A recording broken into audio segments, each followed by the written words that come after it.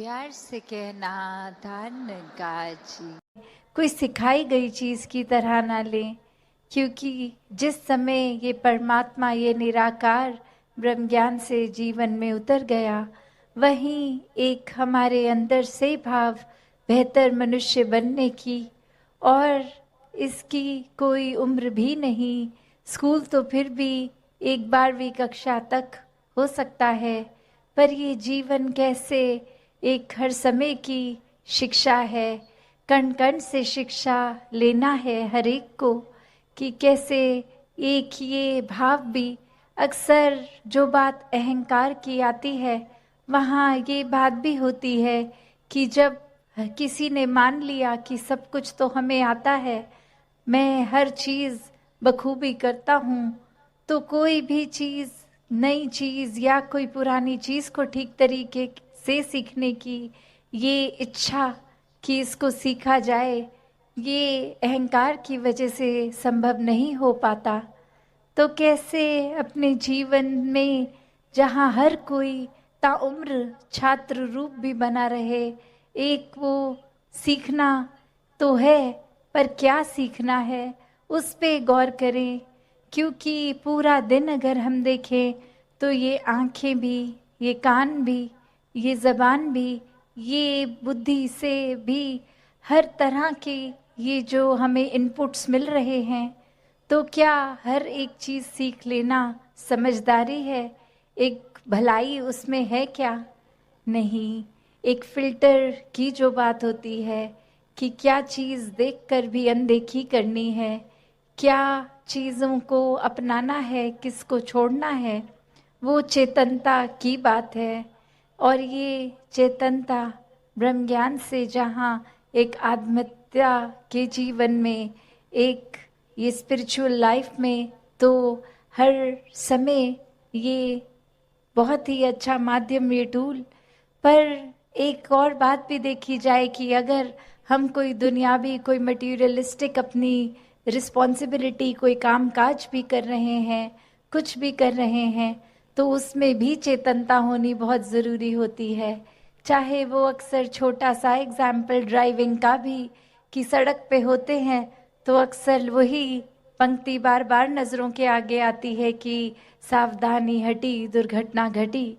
तो ये हर समय चेतनता की बात है कि कहाँ पे हैं हम इस समय, वो एक एक पल का हमें होश, वो खबर, उस पल में ही रहें। वरना तो सोच 1 सेकंड लगता है इधर उधर भागने में, ध्यान भटकने में। तो कैसे जहाँ उपस्थित है शरीर, वहाँ मन को भी उपस्थित रखना है, और ये चेतनता हर समय की जीवन में हो। तो फिर बात वहीं आती है जहाँ से हर बात की ही शुरुआत है। ये परमात्मा, ये निराकार, ये जो बेरंगा है, इसके एहसास में हर समय रहना एक पॉसिबल है। एक हर एक पल इसी के एहसास में जीना संभव है। और ये कोई बहुत कल्पना की कोई किताबी बातें नहीं हैं। हर कार्य करते हुए इसके ही एहसास में अगर रहा जाए, तो ये परमात्मा हमारे जीवन में और गहराई से उतरता है।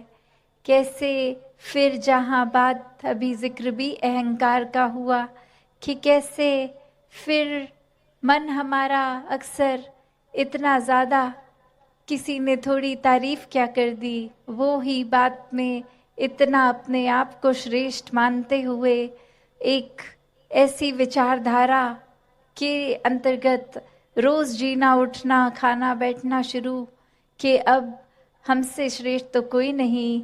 हर एक जीवन में हमने सोसाइटी में कुछ मान सम्मान पा भी लिया, तो वो मान सम्मान एक किसी तरह की अपनी ही अहंकार का कारण बने नहीं। जहाँ जिस रूप में भी हम जीवन में प्लेस्ड हैं, वो हमारे लिए अहंकार का कारण नहीं, विनम्रता का कारण होना चाहिए। कि अगर कोई जिम्मेवारी किसी रूप में है, चाहे वो घर के ही छोटे यूनिट में, जिस तरह का भी, या समाज में, या कोई भी, तो वो एक हमें अपॉर्चुनिटी मिल रही है, मौका मिल रहा है, और सेवा करने का, अंदर से अपने पात्र को और खाली करने का। क्योंकि फिर वही बात जहाँ एक फाइन लाइन होती है, एक बहुत ही संकीर्ण सी एक रेखा, जो एक हमारे मनोबल की बात और एक अहंकार की बात, कि कैसे एक हम अपनी सेल्फ रिस्पेक्ट और ईगो के बीच में जो एक लाइन है, कि अक्सर हम ये बात तो हर किसी को सिखाया जाता है कि एक दूसरे का मनोबल बढ़ाओ, वो मोटिवेशन बढ़ाओ, पर कहाँ वो मोटिवेशन को अब हमारे ही मन में हमने उस तरह लेना है कि वो एक जिस काम के लिए है वो अपना काम उस तरह करे, वो अहंकार की तरफ ना जाए।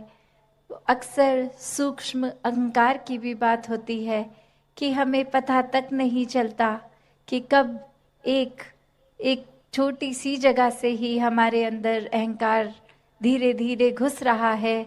चाहे वो कोई बड़ा एपिसोड, कोई बड़ी घटना ना हो, एक छोटी सी ही चीज़ कि किसी का कुछ अपने आप से तुलना करके हमने देखा कि उससे ज़्यादा अच्छे हो गए हम किसी बात में, और वहीं किसी के ना जताने पर भी खुद ही इस बात को मन में अहंकार के रूप में लेते जाते हैं। तो फिर ये अहंकार तो अपना घर बनाएगा ही मन में, और साथ ही ये परमात्मा उतना मन से जाएगा भी।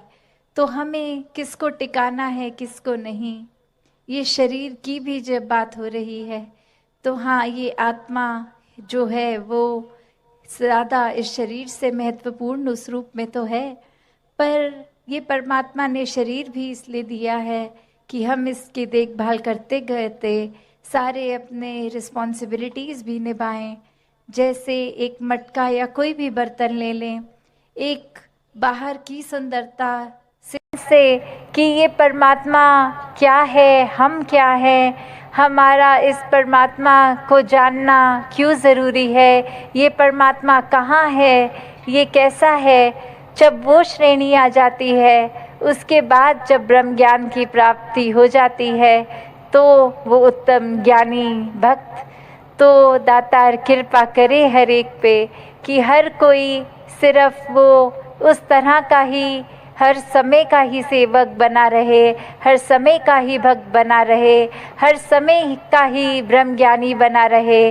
कुछ समय अपनी सुविधा अनुसार नहीं, 24 घंटे तो दासी और समय ना लेके तो करते हैं, पर उसके ही रंग में रंगे रहेंगे अगर हर समय, तो ये जो असली दात है, जिस तरह ये जगह का नाम भी हमीरपुर है, तो हम अमीर, तो कैसे एक ब्रह्म ज्ञान की दात जब मिल जाती है तो वो सच्ची अमीरी है। नहीं तो सांसारिक ये माया ने तो आज टिकना है, कल नहीं टिकना। आज अर्थात्मिक रूप में हम कितने भी एक अमीर हो जाएंगे तो कल कोई स्थिति ऐसी आ सकती है कि वो धन दौलत हमसे छिन जाए। तो अगर ऐसा दुनियावी रूप है तो उतार चढ़ाव तो हर एक के जीवन में आने ही हैं। तो ऐसा संतों में क्या अलग होता है, उनके जीवन में भी दुख सुख आते हैं, पर फर्क यही कि संत हमेशा इस प्रभु परमात्मा को अपने मन में बसाते हैं, तो कुछ समय के लिए नहीं, वो 24 घंटे पूरी ज़िंदगी के लिए परमात्मा दिल में बस जाता है।